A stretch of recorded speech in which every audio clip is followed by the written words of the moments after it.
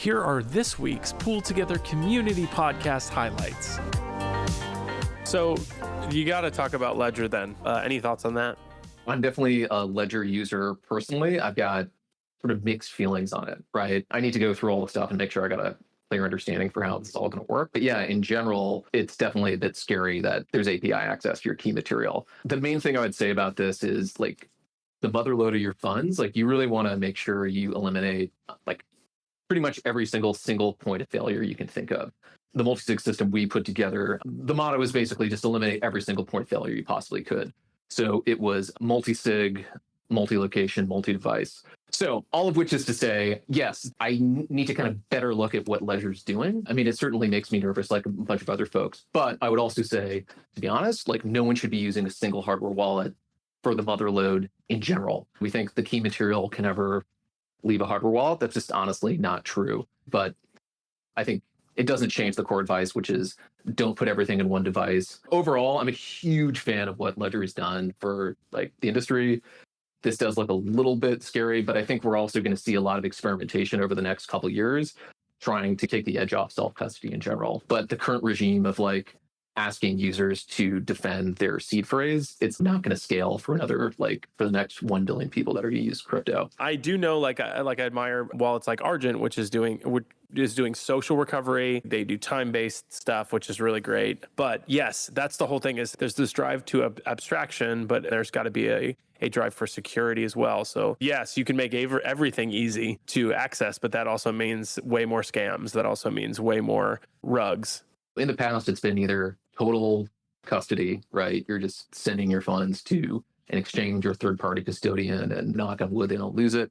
Or B, you've got your seed phrase etched into a metal plate in a spider hole in your backyard. So it's either like full custody or full self-custody. I think we're going to see those things blend a lot more over the course of the next couple of years. And I think they're going to be a couple 2-step forward, 1-step back situations. And maybe you could put what Ledger's doing into that. But I think it's a place we need to experiment in because I think asking everyone to defend a seed phrase is unfortunately just a high bar.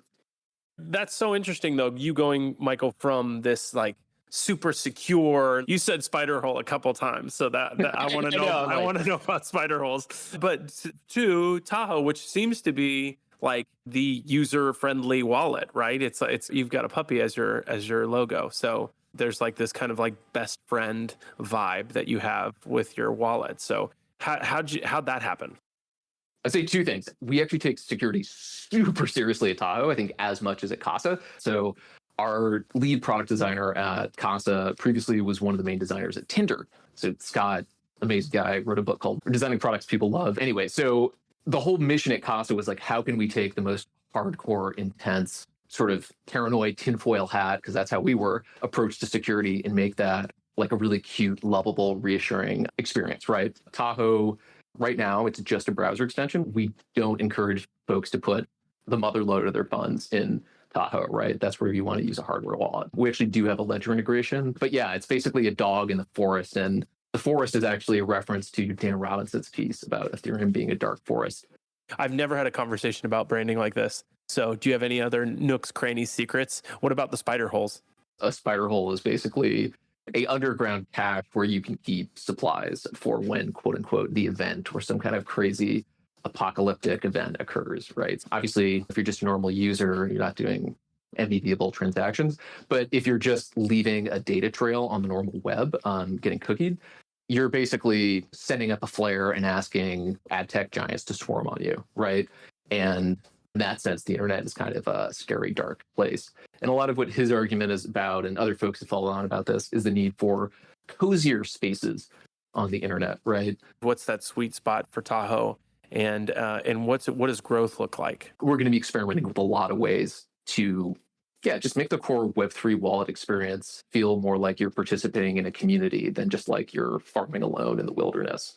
And we have some really cool ideas around that. And honestly, PoolTogether has been one of the projects that we think does a good job with some of this stuff. Well, I appreciate that. And this has been really fun talking to you about this stuff. I'm like user fan of PoolTogether. We love what you guys are doing.